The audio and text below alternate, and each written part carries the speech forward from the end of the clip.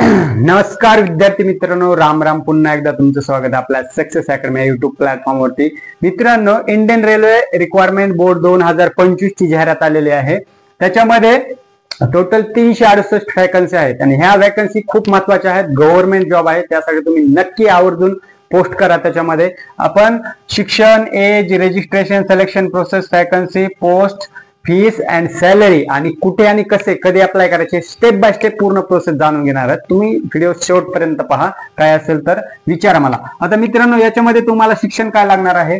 Any degree लागणार आहे. Bachelor of degree म्हणजे कुठल्याही शिक्षण क्षेत्रात तुमची कुठलीही डिग्री असू द्या, तुमच्याकडे डिग्री अवेलेबल असेल तर you can apply it. Okay.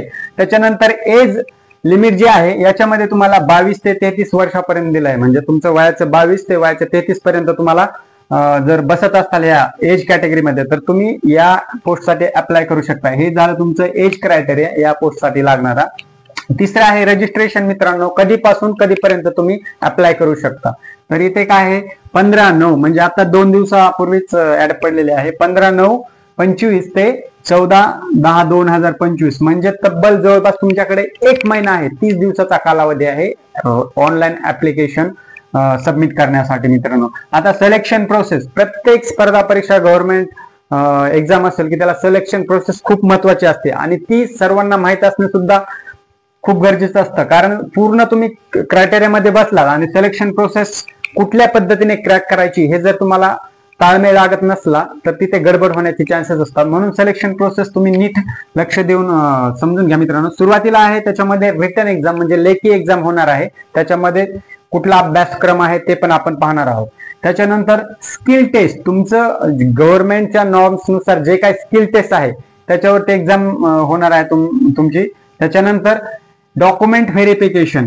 आता ह्या 2 टेस्ट झाल्या की तुमचं डॉक्युमेंट व्हेरिफिकेशन, तुमचं जे एनी ग्रॅज्युएशन असेल, तुमचं एनी डिग्री असेल तुमचं, त्याच्यातले ओरिजिनल डॉक्युमेंट्स, ओके, तर मार्कशीट असेल तुमचं, त्याच्यानंतर LC असेल, त्यात सर्टिफिकेट असेल डिग्रीचं तुमचं, ह्या ज्या बेसिक मेन डॉक्युमेंट आहेत ते तुम्हाला यावेळेस डॉक्युमेंट व्हेरिफिकेशन साठी लागणार आहे. मित्रांनो, आणि त्याच्यानंतर फायनल स्टेज आहे तुमची मेडिकल एक्झाम.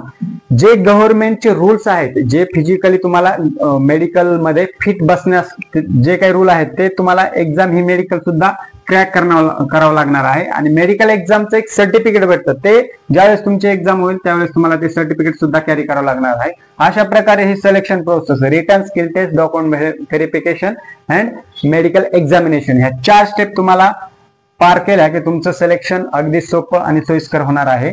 आता तिसरं मित्रांनो, 4 नंबरचा आहे वॅकन्सी. टोटल 368 जागा म्हणजे जागेचा स्कोप खूप मोठा आहे आणि भरपूर विद्यार्थ्यांना इथं करिअर घडवण्याची संधी मिळणार आहे. टोटल 368 जागा आहेत, 368 जागा आहेत. आता पोस्ट कुठली आहे? बऱ्याच विद्यार्थी मित्रांचा प्रश्न आहे की आता जागा तरी एवढ्या आहेत पण आता पोस्ट कुठली आहे आणि काय काम आहे त्याचं. मित्रांनो, पोस्ट आहे तुमची सेक्शन कंट्रोलर.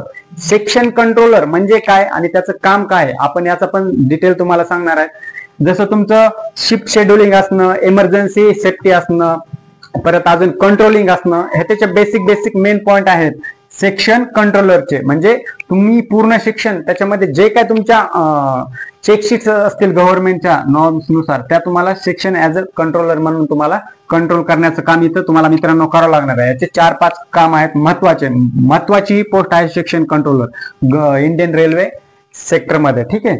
आता ह्याच्यामध्ये फीस, जनरल, OBC, EWS साठी RS 500 रुपये फीस आहे. आता इथे तुम्हाला 500 रुपये जर फॉर्म तुम्ही अप्लाय केला, रजिस्ट्रेशन केलं, तर तुम्हाला या कॅटेगरीमध्ये बसत असाल तुम्ही जनरल, OBC, EWS, तर RS 500 तुम्हाला मोजावे लागणार आहेत.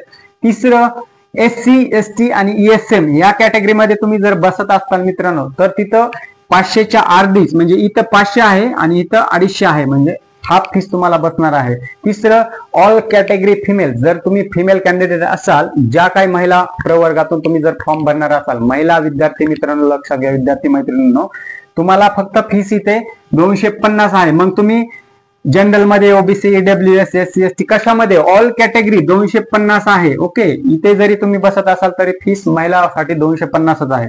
आता सॅलरी, सगळ्यात महत्वाचा, आवडताचा आणि सगळ्यात आवडतीचा विषय सर्वांचा, सॅलरी म्हणजे पैसा किती भेटणार. बरोबर. याच्यामध्ये सुरुवातीला मित्रांनो तुम्हाला 35,400 पर मंथ एवढी सॅलरी भेटणार आहे. परत गव्हर्नमेंटचे जे काही रूल्स असतील त्यानुसार वेगवेगळे भत्ते असतात परत ट्रॅव्हलिंग जो काही भत्ता असेल, बाकीचे वेगवेगळे बऱ्याच प्रकारचे भत्ते असतात, ते सुद्धा या एक्सक्लुडिंग दिस सॅलरी म्हणजे सॅलरी व्यतिरिक्त ते तुम्हाला मिळणार आहेत. आणि सॅलरी पण आजच्या कंडिशन नुसार 35,400 मला वाटतं खूप व्यवस्थित सॅलरी आहे मित्रांनो.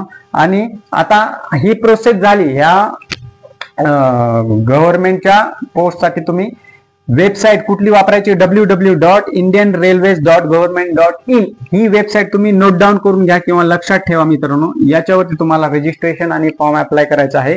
पण फॉर्मची तारीख 15/9/2025 ते 14/10/2025 म्हणजे तब्बल 27 ते 28 नवे एक महिनाच आहे.